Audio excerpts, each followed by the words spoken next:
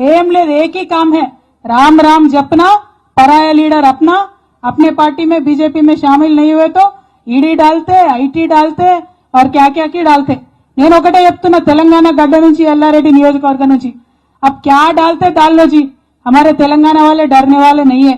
వరుస పెట్టి మన మినిస్టర్ల మీద ఐటీ దాడులని నెల రోజులే చేయబట్టి ఒక్క మంత్రిని నిడిచిపెడతలేరు, ఒక్క ఎమ్మెల్యేని నిడిచిపెడతలేరు, ఒక్క ఎంపీని నిడిచిపెడతలేరు। ఏం భయం ఉంది మనకు? వ్యాపారం చేస్తున్నారు, లీగల్ గా చేస్తున్నారు, చేసుకుంటారు। అడిగితే ఆఫీసర్ వచ్చి అడిగితే చెప్తారు, అవసరమంటే జవాబు ఇస్తాం, పత్రాలు ఇస్తాం, చూసుకోపో। దానిలో భయపెట్టేది ఏముంది? దానిలో ప్రచారం చేసేది ఏముంది? ఎందుకోసం చేస్తున్నారు? అదే మనం మన ప్రభుత్వం నుంచి నిన్నగాక మన ఎమ్మెల్యేలు కొనడానికి కొంతమంది వచ్చిరు। మనం ఏమన్నాం? సరే బాబు, ఆయన ఎవరిదో పేరు వినబడ్డది, బిఎల్ సంతోష్ అన్నట్టు అయినది, నువ్వు రా అన్నాం, విచారణకు రా అన్నాం। అంటే ఎంత భయం?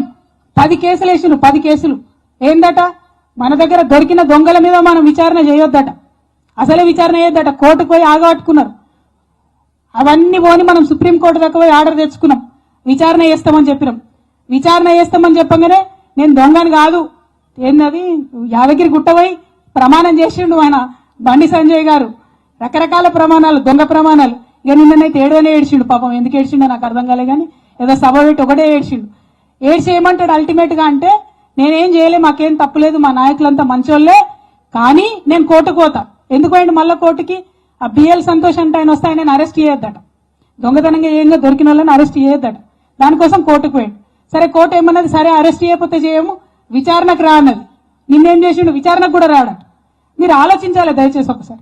మన మంత్రులేమో ఐటీ వాళ్ళు పిలిచినా పోతున్నారు, ఈడీ వాళ్ళు పిలిచినా పోతున్నారు, సిబిఐ వాళ్ళు పిలిచినా పోతున్నారు। ఎందుకంటే మనకు భయం లేదు। మనకేం భయం? దొంగతనం చేయనోడు ఏమంటాడు? దారబోయి అడుగు, ఏమడుగుతావు అడుగు, విచారణ చేయంటారు। కానీ వాళ్ళు ఎందుకు భయపడుతున్నారు ఇంతగానం? ఎందుకోసం వస్తలేరు? దానిలో మతలబ్ ఏంటిది, మర్మం ఏంటిది? దయచేసి ఒకసారి ప్రజలు ఆలోచించాలి।